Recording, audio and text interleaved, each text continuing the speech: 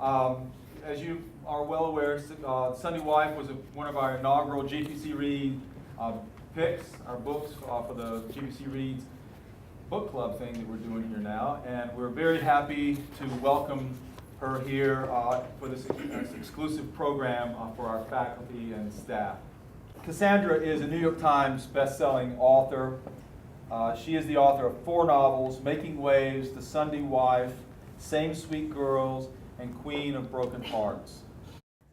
I think my journey as a writer began as soon as I learned to hold a pen and write. That stories are all around us. Stories are where we find them. We don't have to go off. I had everything right there in this small town. All the drama that and all the stories that I could ever, the characters, you know, the local color. But I didn't appreciate that. But I wondered a lot if I was trying to please my mother when I married a theology student.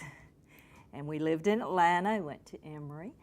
So I found myself going back to putting aside this part of me who wanted to be a writer, who wanted to express my creativity and so forth, and getting into a role I was more comfortable in because it was what I had been raised to do. It's what I've been molded to do. So I was I stayed a Sunday wife for 2 decades, and about the first decade and a half at least, I was very good at it.